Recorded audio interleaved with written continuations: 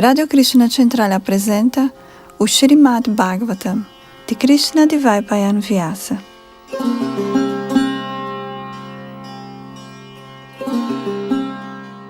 Edições Bhaktivedanta, com verso sânscrito original, tradução e explicação de Sua Divina Graça Bhaktivedanta Swami Prabhupada. Um programa de Radio Krishna Centrale aos cuidados de Adunandana Das e Revati Rupeshwari Devi Dasi. Para informações, visitem o sítio radiokrishna.com.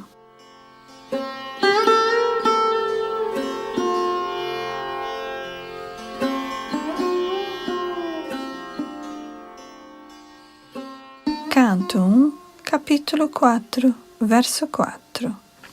Tasya putro mahayogi samadring nirvikalpakaha ekantam matirun nidro gurho murha iveyati. Tradução. Seu filho era um grande devoto, um monista equilibrado, cuja mente estava sempre concentrada no monismo. Ele era transcendental às atividades mundanas, porém, sendo retraído, parecia uma pessoa ignorante. Significado. Srila Sukadeva Goswami era uma alma liberada, e desse modo permanecia sempre alerta para não cair na armadilha da energia ilusória. Na Bhagavad Gita, esta preocupação é muito lucidamente explicada. A alma liberada e a alma condicionada têm diferentes ocupações. A alma liberada está sempre ocupada no caminho progressivo da realização espiritual, que é assim como um sonho para a alma condicionada.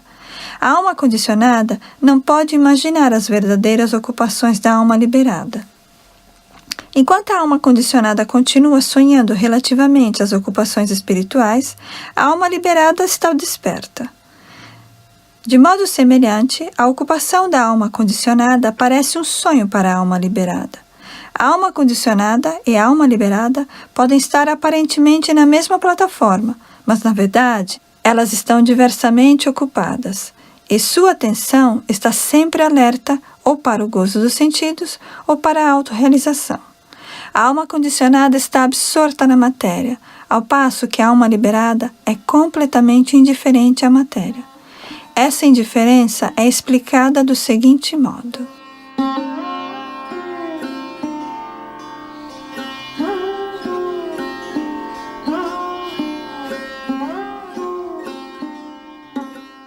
Canto 1, capítulo 4, verso 5.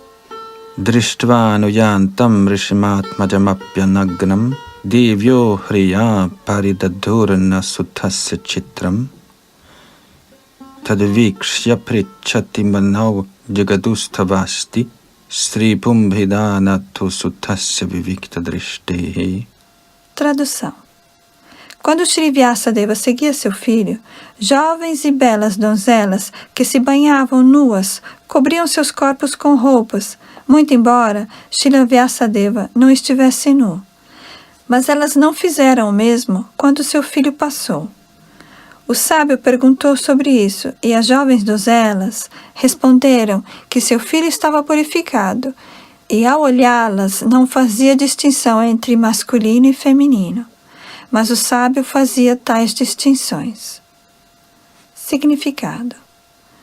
Na Bhagavad Gita, capítulo 5, verso 18, está dito que um sábio erudito vê com igualdade um erudito e nobre brahmana, um chandala, comedor de cachorro, um cachorro ou uma vaca, devido à sua visão espiritual.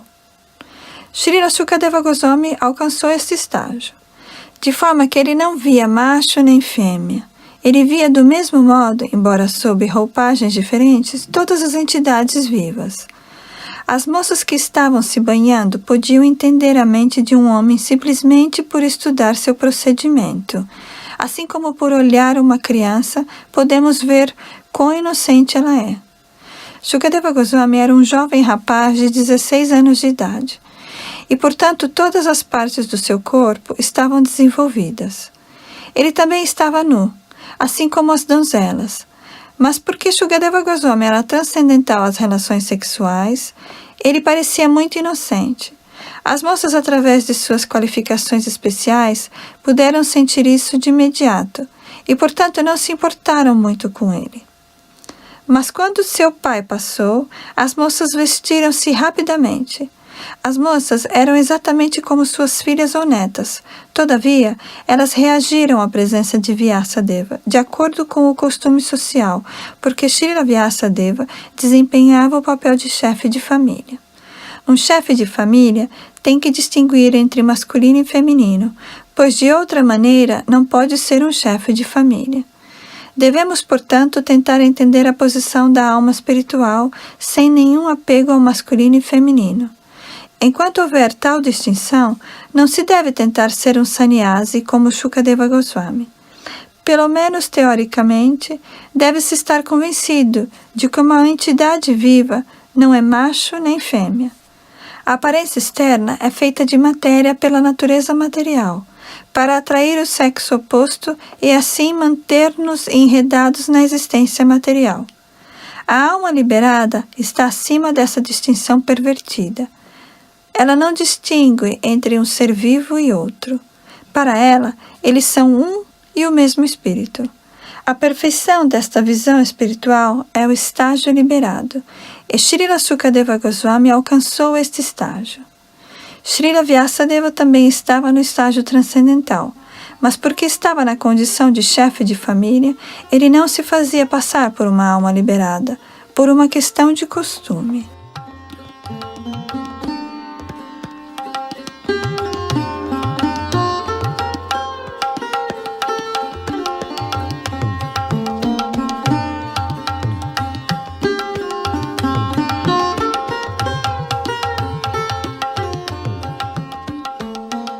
Canto 1, capítulo 4, verso 6.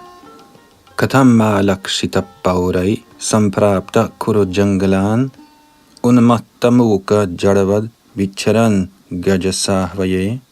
Tradução. Como foi ele reconhecido pelos cidadãos quando entrou na cidade de Hastinapur, após vaguear com a aparência de louco, nudo e retardado pelas províncias de Kuru e Jangala? Significado.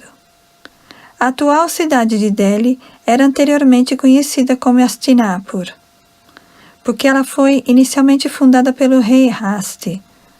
Após deixar o lar paterno, Goswami Shukadeva estava vagueando como um louco, e por isso era muito difícil para os cidadãos reconhecerem sua elevada posição. Um sábio não é, portanto, reconhecido pela visão, mas pela audição. Devemos nos aproximar de um sadhu ou grande sábio, não para vê-lo, mas para ouvi-lo. Se alguém não está preparado para ouvir as palavras de um sadhu, não tira daí o mínimo proveito. Sukadeva Goswami era um sadhu que podia falar sobre as atividades transcendentais do Senhor. Ele não era capaz de satisfazer os desejos de cidadãos ordinários, mas ficava reconhecido quando falava sobre o tema do Bhagavatam e nunca tentava fazer truques como um mágico. Externamente, ele parecia um louco mudo e retardado, mas de fato era a personalidade transcendental mais elevada.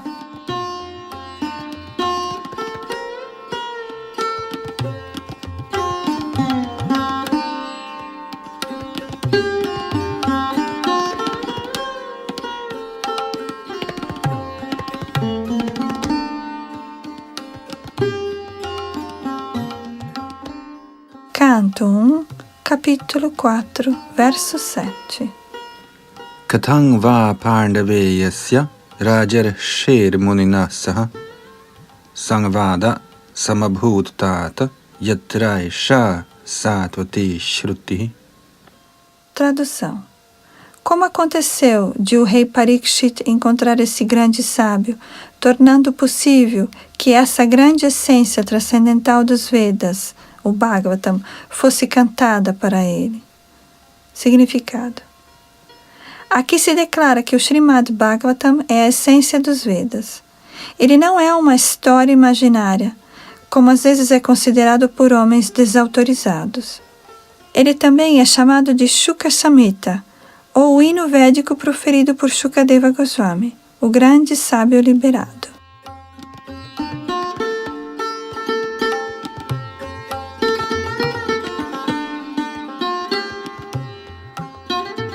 Canto 1, capítulo 4, verso 8. Sagodo hanamatrang hi griheshu grihamedhinam avekshate mahabhagas tirthi kuravangstadashramam. Tradução. Ele, Shukadeva Goswami, estava acostumado a permanecer à porta de um chefe de família apenas o tempo suficiente para a ordenha de uma vaca. E ele o fazia apenas para santificar a residência. Significado. Shukadeva Goswami encontrou-se com o imperador Parikshit e explicou o texto do Srimad Bhagavatam. Ele não estava acostumado a ficar na residência de um chefe de família por mais de meia hora, o tempo suficiente de ordenhar uma vaca, e costumava apenas receber esmolas do afortunado chefe de família. Fazia isto para santificar a residência, através de sua presença auspiciosa. Portanto, Shukadeva Goswami é um pregador ideal, estabelecido na posição transcendental. De suas atividades, aqueles que estão na ordem de vida renunciada e dedicados à missão de pregar a mensagem do Senhor Supremo devem aprender que não têm interesses com chefes de família, salvo e exceto o de iluminá-los com o conhecimento transcendental. Esse pedido de esmola aos chefes de família deve ser feito com o propósito de santificar-lhes o lar. Alguém que está na ordem de vida renunciada não deve ser seduzido pelo fulgor das posses mundanas de um chefe de família, e assim tornar-se subordinado a homens mundanos. Para uma pessoa que está na ordem de vida renunciada, isso é mais perigoso que beber veneno e cometer suicídio.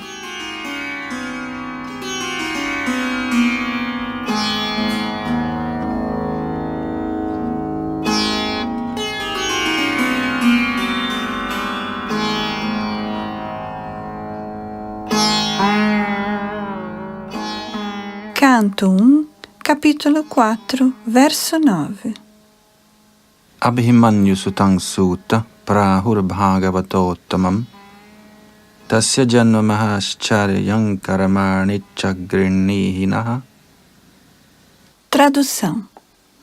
Disse que Maharaj Parikshit é um grande devoto de primeira classe do Senhor e que seu nascimento e atividades são todos maravilhosos. Por favor, fala-nos sobre ele. Significado. O nascimento de Maharaj Parikshit é maravilhoso, porque no ventre de sua mãe, ele foi protegido pela personalidade de Deus Shri Krishna. Suas atividades também são maravilhosas, porque ele castigou Kali, que tentava matar uma vaca. Matar vaca significa dar cabo da civilização humana. Ele queria proteger a vaca de ser morta pelo grande representante do pecado. Sua morte também é maravilhosa, porque ele recebeu notícia prévia de sua morte, o que é maravilhoso para qualquer ser mortal. E assim ele preparou-se para morrer, sentando-se às margens do Ganges e ouvindo as atividades transcendentais do Senhor. Durante todos os dias em que ouviu o Bhagavatam, ele não comeu nem bebeu, tampouco dormiu por um momento. Assim, tudo que diz respeito a ele é maravilhoso e suas atividades são dignas de ser ouvidas atentamente. Aqui se expressa o desejo de ouvir sobre ele de maneira detalhada.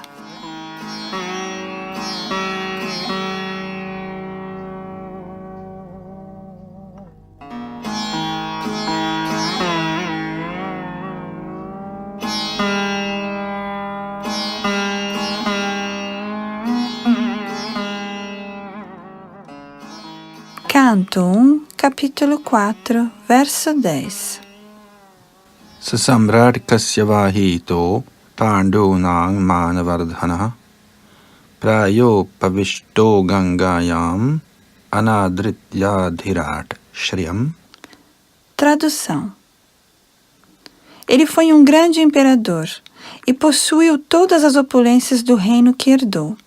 Ele era tão exaltado que estava sempre aumentando o prestígio da dinastia Pandu.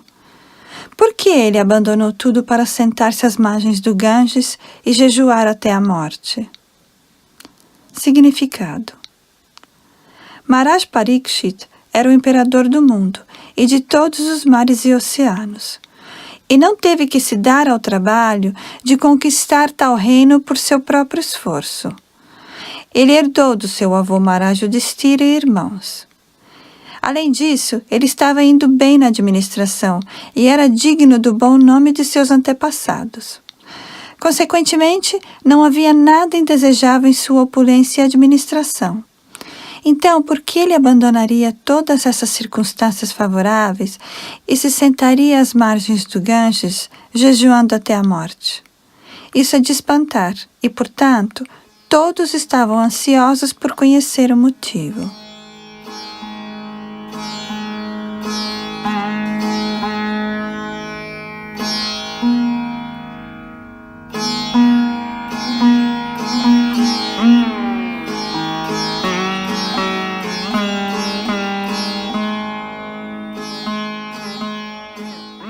Canto 1, capítulo 4, verso 11.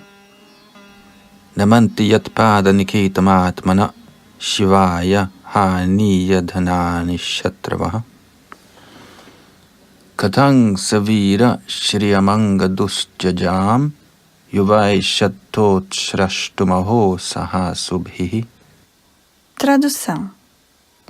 Ele era um imperador tão grandioso que todos os seus inimigos costumavam vir prostrar-se aos seus pés e entregar todas as riquezas para o próprio benefício deles. Ele era pleno de juventude e força e possuía insuperáveis opulências reais. Por que quis ele abandonar tudo, inclusive sua vida? Significado. Não havia nada de indesejável em sua vida. Ele era um homem em plena juventude e poderia desfrutar da vida com poder e opulência. Portanto, não havia motivo para retirar-se da vida ativa. Não havia dificuldade em coletar os impostos estatais, porque ele era tão poderoso e cavalheiresco a ponto de seus inimigos costumarem vir até ele, prostrarem-se aos seus pés e entregarem toda a riqueza para o seu próprio benefício. Maharaj Parikshit era um rei piedoso.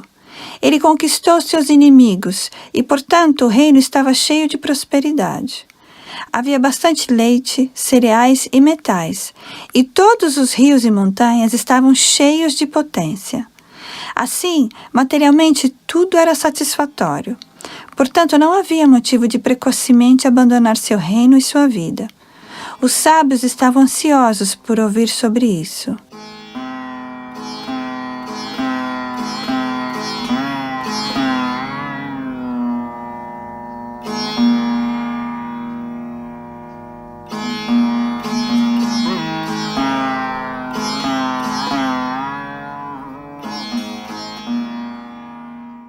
Canto 1, capítulo 4, verso 12.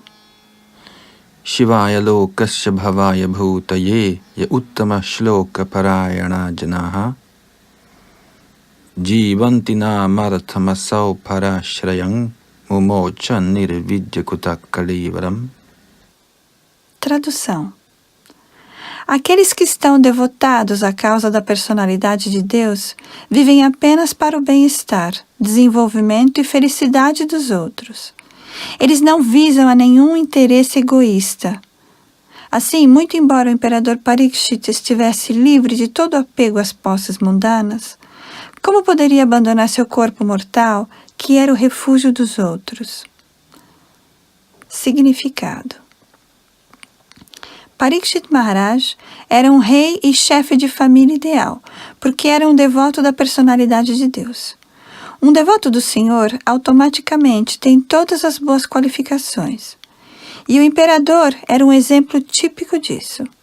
Pessoalmente, ele não tinha nenhum apego a nenhuma das opulências mundanas que possuía.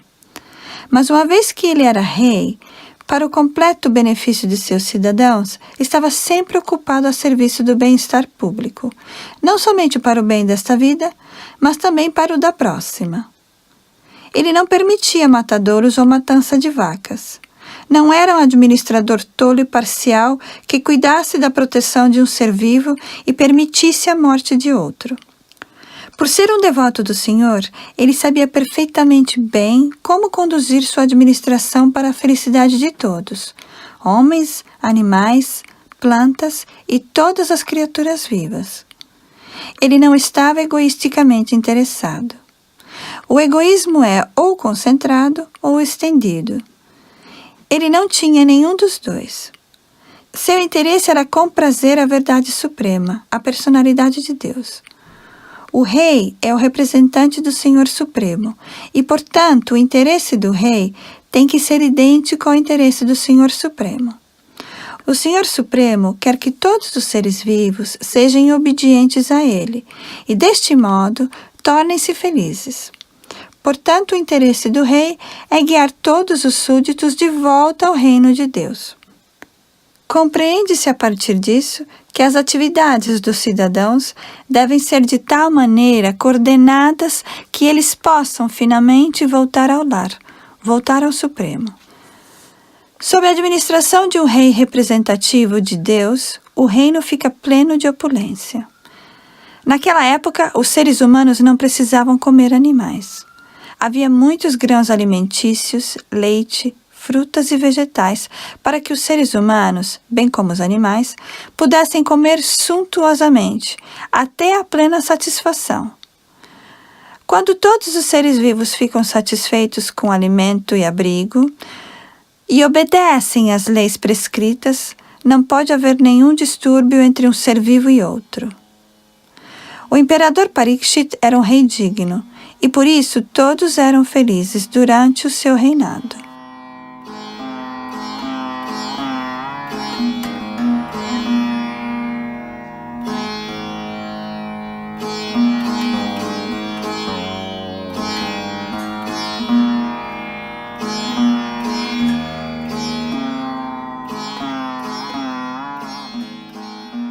Canto 1, capítulo 4, verso 13. Tat sarvam nassama chakshva prishto yadiha kinchana manye tvang vishaye vachang snataman yatra chandasat. Tradução. Sabemos que tu és versado no significado de todos os temas, com exceção de algumas partes dos Vedas, e assim podes explicar claramente as respostas a todas as perguntas que acabamos de fazer-te. Significado. A diferença entre os Vedas e os Puranas é como a diferença entre os Brahmanas e os Parivrājakas. Os Brahmanas destinam-se a presidir alguns sacrifícios frutivos mencionados nos Vedas, mas os Parivrājakacharyas, ou pregadores eruditos, destinam-se a disseminar o conhecimento transcendental entre todas as classes de pessoas. Sendo assim, os Parivrājakacharyas nem sempre são hábeis em pronunciar os mantras védicos, tais como praticados sistematicamente com entonação e métrica pelos Brahmanas, que se destinam a presidir os rituais védicos. Todavia, não se deve considerar que os Brahmanas sejam mais importantes que os pregadores itinerantes. Eles são simultaneamente iguais e diferentes, porque destinam-se ao mesmo fim, de diferentes maneiras.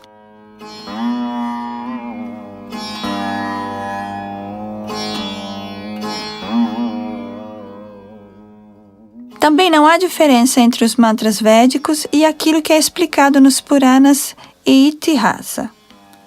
Segundo Srila Jiva Goswami, menciona-se no Madhyandina Shruti que todos os Vedas, a saber o Sama, Atharva, Rig, Yajur, Puranas, Itihasas, Upanishads, etc., são emanações da respiração do Ser Supremo. A única diferença é que a maioria dos mantras védicos começam com o Pranava Onkara, e se requer algum treino para praticar a pronúncia métrica dos mantras védicos. Mas isso não significa que o Srimad Bhagavatam é de menor importância que os mantras védicos. Pelo contrário, ele é o fruto maduro de todos os Vedas, como foi declarado anteriormente. Além disso, a alma mais perfeitamente liberada, Srila Shukadeva Goswami, está absorto no estudo do Srimad Bhagavatam, apesar de já ser autorrealizado. Srila Shuta Goswami está seguindo seus passos e, por isso, sua posição não é em nada menos importante porque ele não era hábil em cantar mantras védicos com pronúncia métrica, o que depende mais da prática do que da verdadeira compreensão. A compreensão é mais importante do que o cantar semelhante ao de um papagaio.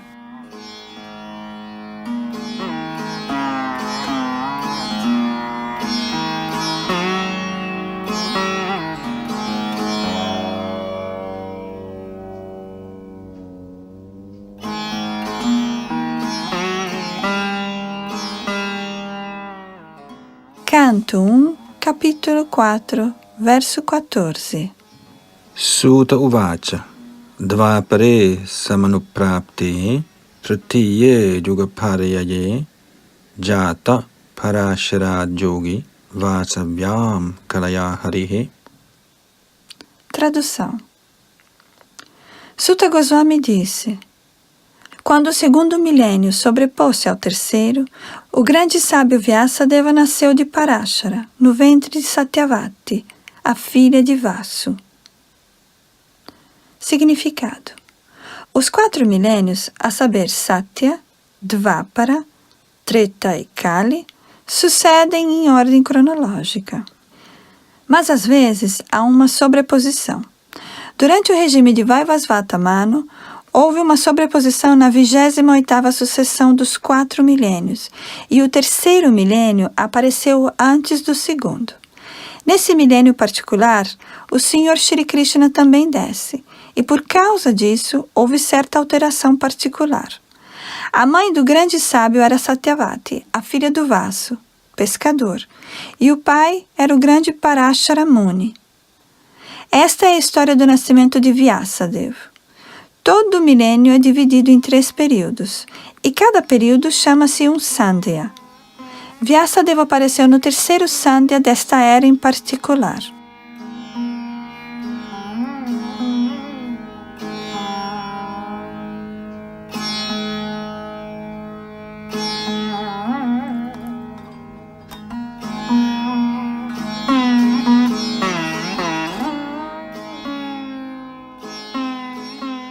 Canto 1, capítulo 4, verso 15.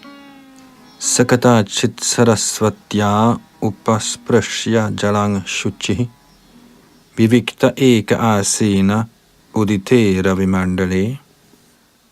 Tradução.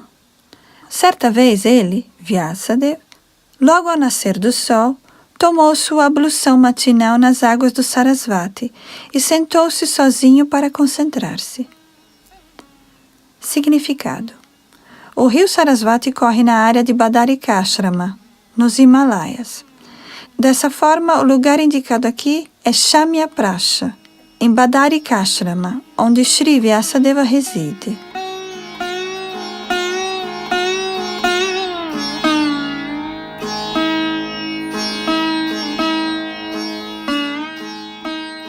Canto 1, capítulo 4, verso 16.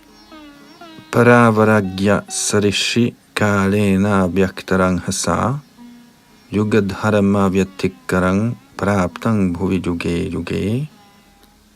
Tradução. O grande sábio Vyasadeva viu anomalias nas funções do milênio. Isso aconteceu na Terra em diferentes eras, devido a forças invisíveis no decorrer do tempo. Significado. Os grandes sábios como Vyasadeva são almas liberadas e por isso eles podem ver claramente o passado e o futuro. Assim ele pôde ver as futuras anomalias na era de Kali e de acordo com isso ele fez diferentes arranjos para que as pessoas em geral pudessem executar uma vida progressiva nessa era, que é cheia de escuridão. As pessoas dessa era em geral estão muito interessadas na matéria, que é temporária. Devido à ignorância, elas são incapazes de darem valor às dádivas da vida e iluminarem-se com conhecimento espiritual.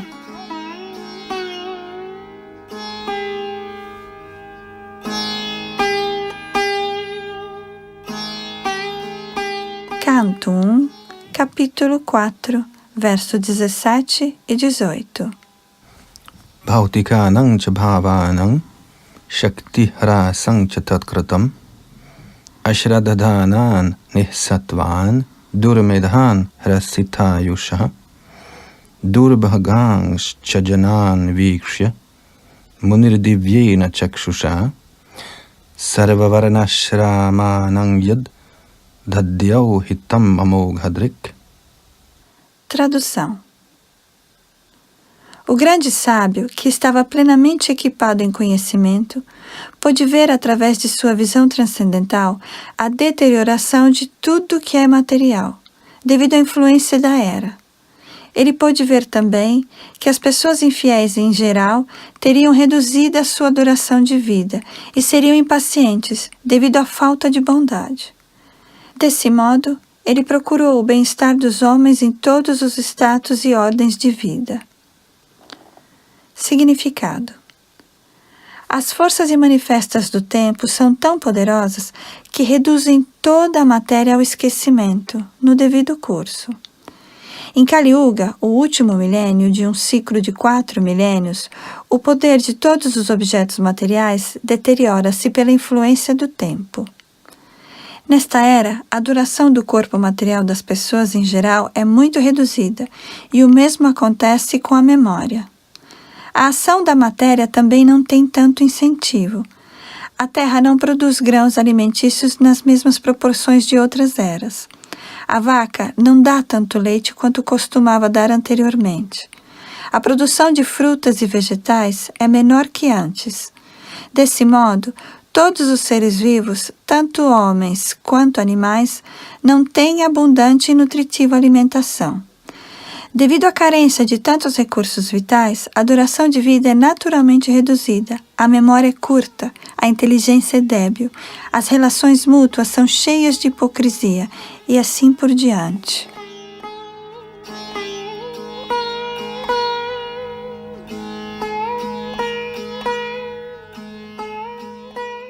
O grande sábio Vyasadeva pôde ver isso através de sua visão transcendental. E assim como um astrólogo pode ver o futuro de um homem, ou um astrônomo pode predizer os eclipses solares e lunares, as almas liberadas que podem ver através das escrituras podem predizer o futuro de toda a humanidade.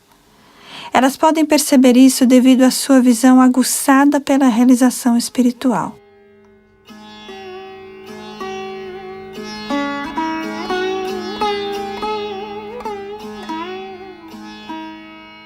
E todos esses transcendentalistas, que são naturalmente devotos do Senhor, estão sempre ansiosos por estar a serviço do bem-estar das pessoas em geral. Eles são os verdadeiros amigos das pessoas em geral, ao contrário dos ditos líderes públicos, que são incapazes de ver o que vai acontecer daqui a 5 minutos. Nesta era, as pessoas em geral, bem como os seus ditos líderes, são todos sujeitos desventurados, sem fé no conhecimento espiritual e influenciados pela era de Kali. Eles andam sempre perturbados por várias doenças. Por exemplo, na era atual, há tantos doentes de tuberculose e hospitais de tuberculosos, mas antigamente não era assim, porque os tempos não eram tão desfavoráveis.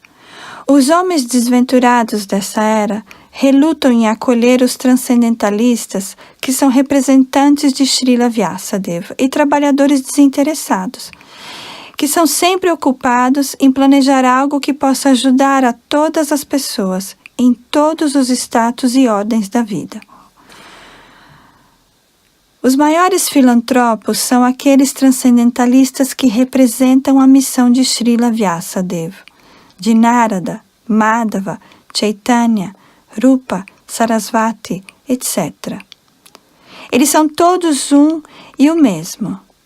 As personalidades podem ser diferentes, mas o objetivo da missão é o mesmo: levar as almas caídas de volta ao lar, de volta ao Supremo.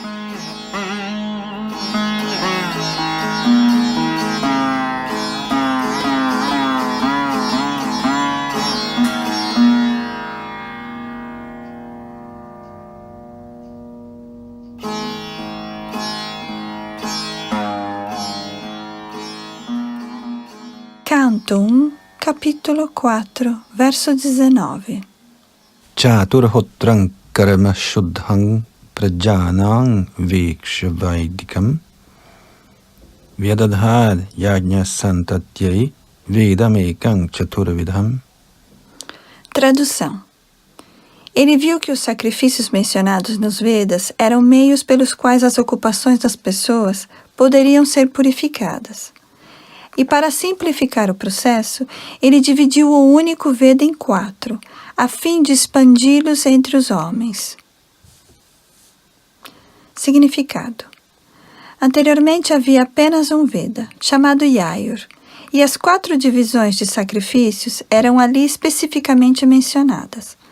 Mas para fazê-los ainda mais exequíveis, o Veda foi dividido em 4 tipos de sacrifício apenas para purificar o serviço ocupacional das 4 ordens. Além dos 4 Vedas, Urig, Yajur, Sama e Atharva, há os Puranas, o Mahabharata, Samhitas, etc., que são conhecidos como o 5º Veda. Shri Vyasadeva e seus muitos discípulos foram todos personalidades históricas e eles eram muito bondosos e compassivos com as almas caídas desta era de Kali. Sendo assim, os Puranas e o Mahabharata foram tirados de fatos históricos relatados que explicavam o ensinamento dos 4 Vedas. Não há motivo para dúvidas sobre a autoridade dos Puranas e o Mahabharata como partes integrantes dos Vedas. No Chandogya Upanishad 7.1.4, os Puranas e o Mahabharata, geralmente conhecidos como histórias, são mencionados como o 5º Veda. Segundo Srila Jiva Goswami, esta é a maneira de verificar os respectivos valores das escrituras reveladas.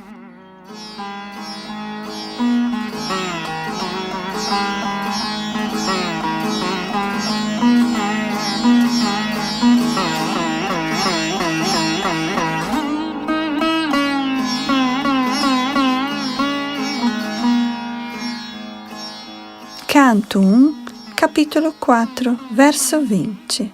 Rigyajju samatravakya vedaschittvara udhartaha itihasa puranang cha panchamo veda uchate. Tradução. As 4 divisões das fontes originais de conhecimento, os Vedas, foram feitas separadamente. Mas os fatos históricos e histórias autênticas mencionados nos Puranas são chamados de 5º Veda.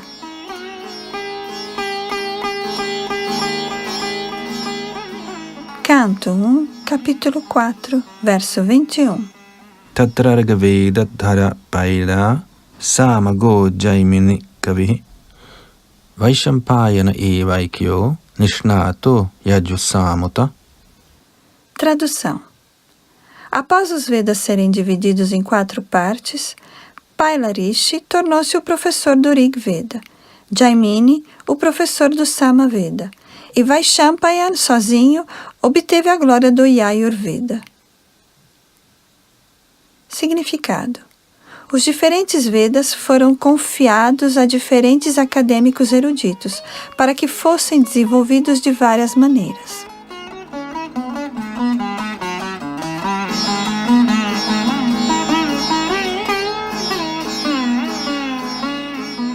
Canto 1, capítulo 4, verso 22.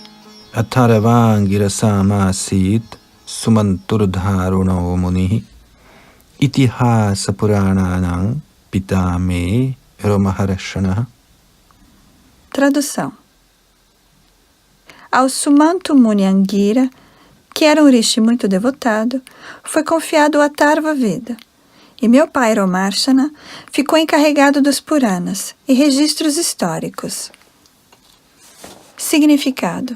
Nos Shrutis Mantras também se afirma que Angira Muni, estrito seguidor dos princípios rígidos dos Atharva Vedas, era o líder dos seguidores dos Atharva Vedas.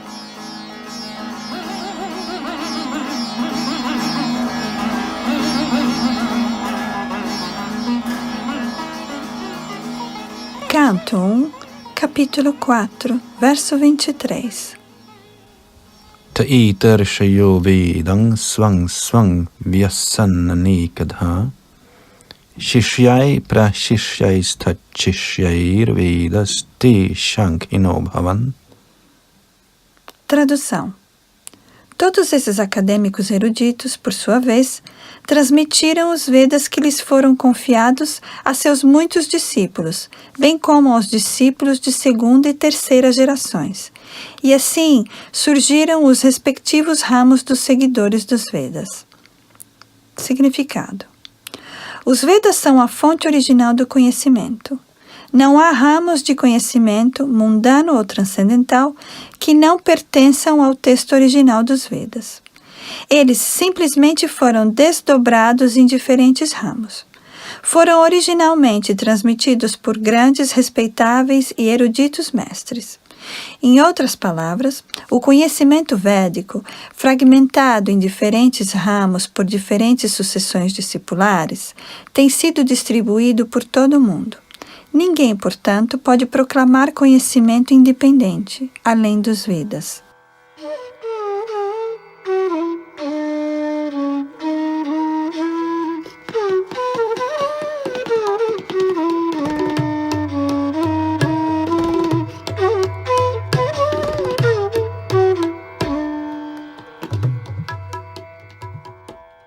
Canto 1, capítulo 4, verso 24.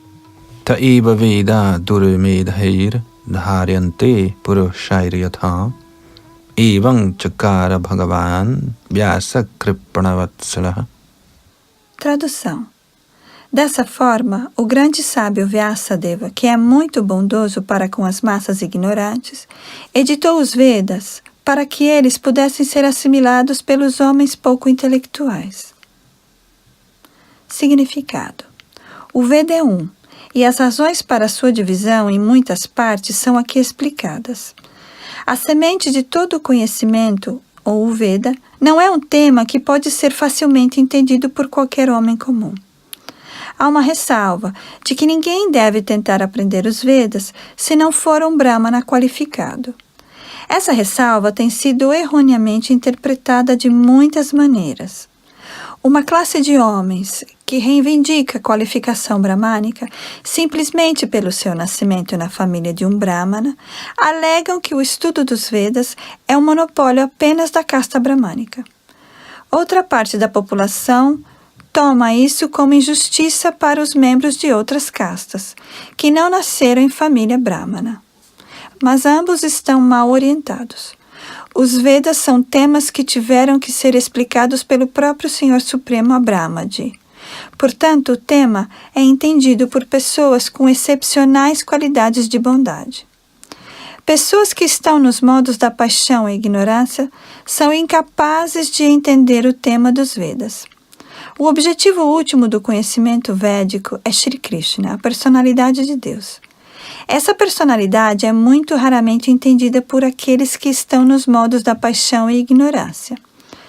No Satya Yuga, todos estavam situados no modo da bondade.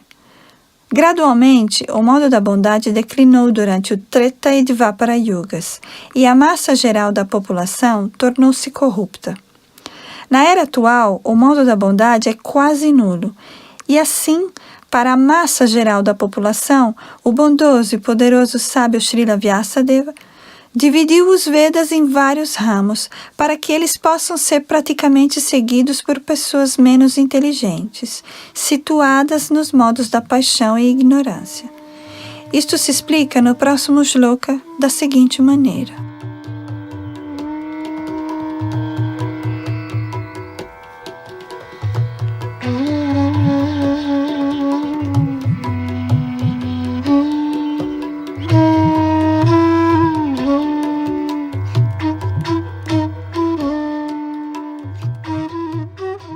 Canto 1, capítulo 4, verso 25. Sri Shudra Dvijabandhunang Trayina Shruti Gochara Karma Shreya Simudhanang Shreya Evang Bhavedya Iti Bharatamakhyanang Kripaya Munina Kratam. Tradução. Por compaixão, o grande sábio achou sensatamente que isso iria capacitar os homens a atingirem o objetivo último da vida. Desse modo, ele compilou a grande narração histórica chamada Mahabharata para as mulheres, trabalhadores e amigos dos duas vezes nascidos. Significado: os amigos das famílias dos duas vezes nascidos são aqueles que nascem em famílias de brahmanas, kshatriyas, vaixas ou as famílias espiritualmente cultas, mas que eles mesmos não são iguais a seus antepassados. Esses descendentes não são reconhecidos como tais, por falta de requisitos de purificação. As atividades purificatórias começam mesmo antes do nascimento de uma criança, e o processo reformatório de fecundação é chamado Garbhadana Samskara. Uma pessoa que não tenha se submetido a tal Garbhadana Samskara, ou planejamento familiar espiritual, não é aceita como sendo o verdadeiro membro da família dos duas vezes nascidos. O Garbhadana Samskara é seguido de outros processos purificatórios, um dos quais é a cerimônia do cordão sagrado. Essa é realizada no momento da iniciação espiritual. Depois desse samskara particular, uma pessoa é corretamente chamada de duas vezes nascida. O primeiro nascimento é considerado aquele que ocorre durante o samskara de fecundação, e o segundo nascimento é considerado o que ocorre no momento da iniciação espiritual. Alguém que tenha sido capaz de submeter-se a esses importantes samskaras pode ser chamado de duas vezes nascido autêntico.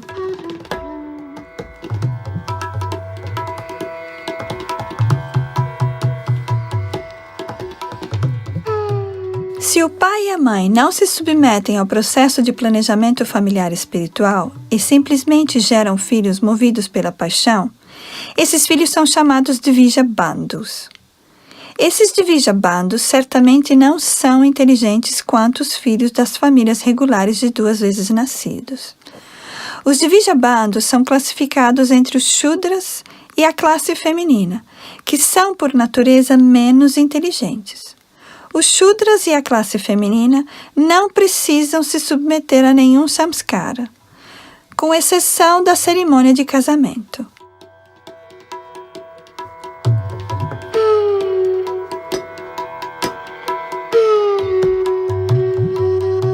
As classes dos menos inteligentes, ou seja, as mulheres e os Shudras, e os filhos desqualificados das castas superiores, são desprovidos de qualificações necessárias para entender o propósito dos Vedas transcendentais. Para eles, preparou-se o Mahabharata. O objetivo do Mahabharata é aplicar o propósito dos Vedas. E, portanto, dentro desse Mahabharata, coloca-se o resumo dos Vedas, ou seja, a Bhagavad Gita.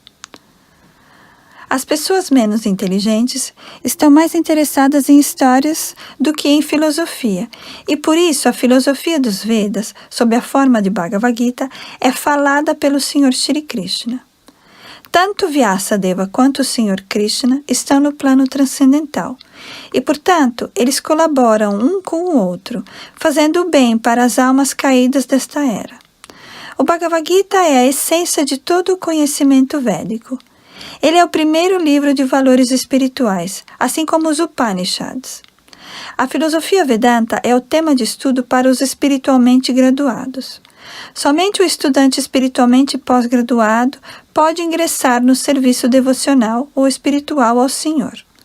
Esta é uma grande ciência e o grande mestre é o próprio Senhor, sob a forma do Senhor Shri Chaitanya Mahaprabhu. E as pessoas por ele dotadas de poder podem iniciar outras no transcendental serviço amoroso ao Senhor.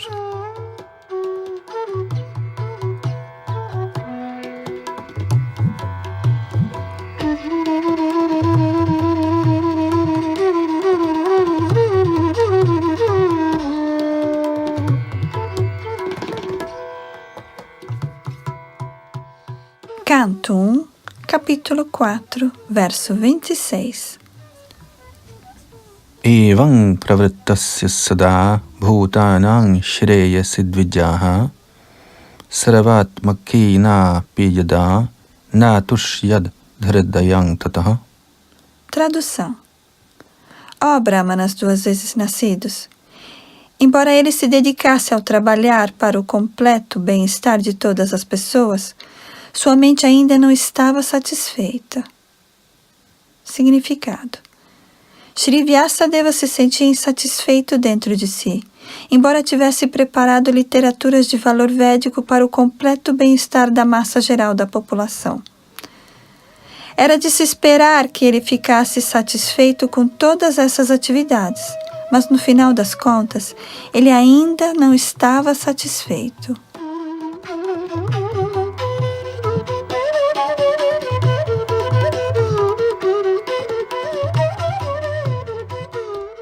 Canto 1, capítulo 4, verso 27.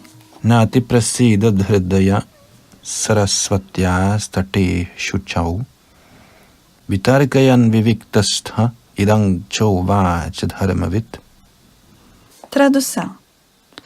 Assim, o sábio, estando com o coração insatisfeito, começou de imediato a refletir, porque conhecia a essência da religião, e disse para si mesmo. Significado. O sábio começou a buscar a causa de não estar com o coração satisfeito. A perfeição nunca é alcançada até que se esteja com o coração satisfeito. Essa satisfação do coração tem que ser procurada além da matéria.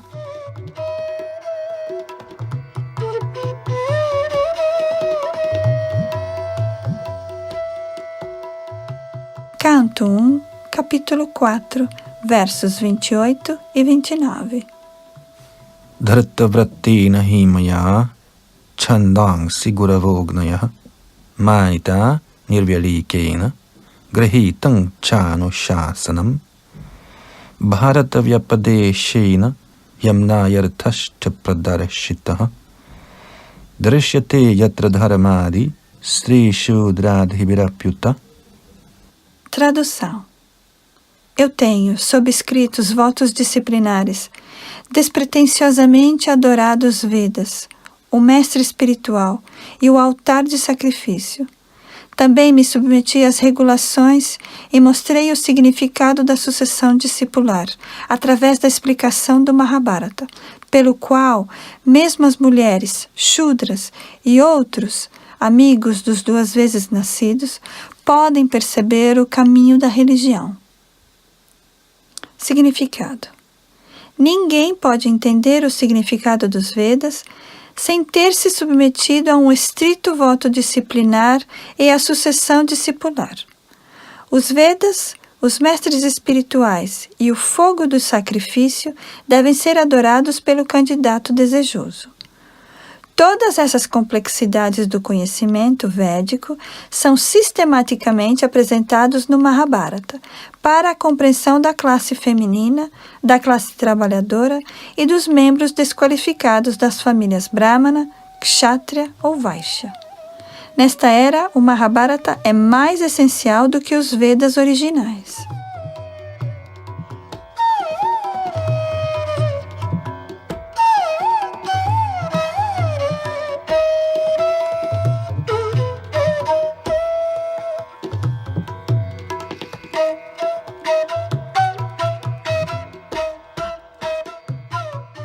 Canto 1, capítulo 4, verso 30. Tathapi batamedai hyo hyatma chaivatmana vibhuhu asampanna ivabhati brahma varchasya sattamaha. Tradução. Estou me sentindo incompleto, embora esteja plenamente dotado de tudo que é requerido pelos Vedas. Significado. Sem dúvida, Srila Vyasadeva era completo em todos os pormenores das realizações védicas. A purificação do ser vivo, submerso na matéria, faz-se possível através das atividades prescritas nos Vedas, mas a realização final é diferente. A menos que ela seja alcançada, o ser vivo, muito embora plenamente equipado, não pode situar-se no estágio transcendentalmente normal.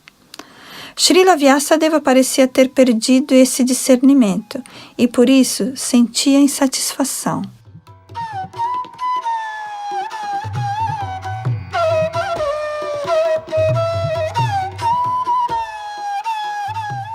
Canto 1, capítulo 4, verso 31. Kim va bhagavata dharma na prayena nirupitaha priya paramahansanam taiva hyachyuta priyaha. Tradução.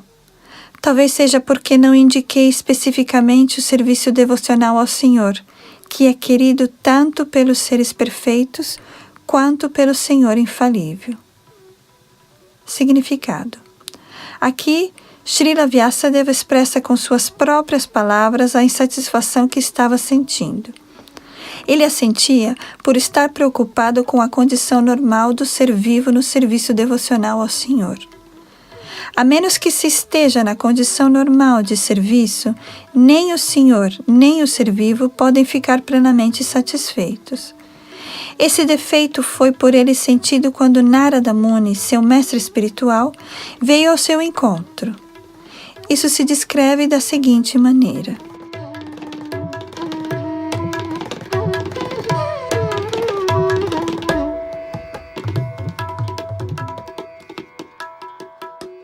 Canto 1, capítulo 4, verso 32.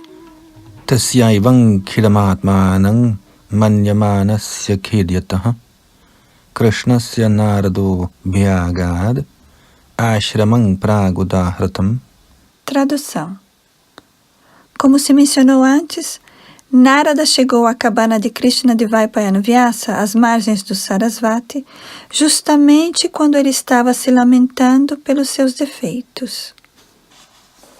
Significado. O vazio sentido por Vyasadeva não se devia à sua falta de conhecimento. Bhagavadharma é puramente serviço devocional ao Senhor, ao qual o monista não tem acesso. O monista não é incluído entre os Paramahansas, os mais perfeitos da ordem de vida renunciada. O Srimad Bhagavatam está cheio de narrações das atividades transcendentais da personalidade de Deus. Embora Vyasadeva fosse uma divindade dotada de poder, ele ainda sentia insatisfação porque em nenhuma de suas obras as atividades do Senhor estavam apropriadamente explicadas. A inspiração fora infundida por Shri Krishna diretamente no coração de Vyasadeva, e assim ele sentiu o vazio, como se explicou acima.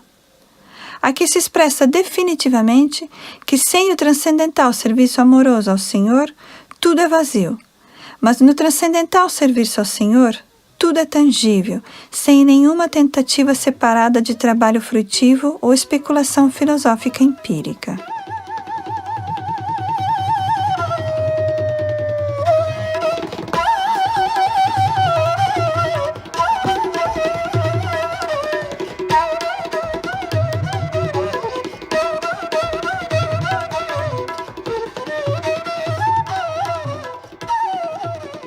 Canto 1, capítulo 4, verso 33. Tamabhigyaya sahasa pratyuthaya gathangamunihi pujayamasa vidhivan naradam surapujitam. Tradução. Com a auspiciosa chegada de Narada, Shri Vyasadeva levantou-se respeitosamente e o adorou, oferecendo-lhe veneração igual a que se dá a Brahmaji, o Criador. Significado. Vide significa Brahma, o primeiro ser vivo criado. Ele é o estudante original, bem como o mestre espiritual dos Vedas. Ele aprendeu-os de Shri Krishna e ensinou-os primeiramente a Narada. Assim, Narada é o segundo acharya na linha de sucessão discipular espiritual. Ele é o representante de Brahma e, portanto, é respeitado exatamente como Brahma, o pai de todas as vides, regulações.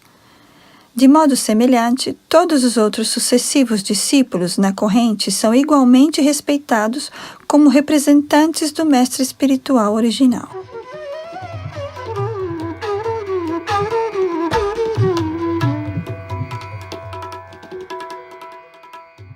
Neste ponto, encerram-se os significados Bhaktivedanta do primeiro canto, quarto capítulo do Srimad Bhagavatam, intitulado O Aparecimento de Shri Narada.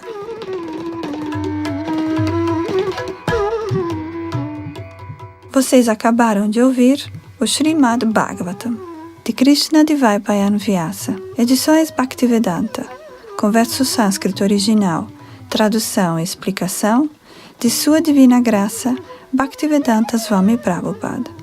Um programa de Radha Krishna Centrale, aos cuidados de Adunandana Das e Reva Tirupeshwari Devi Dasi. Para informações, visitem o sítio radiokrishna.com.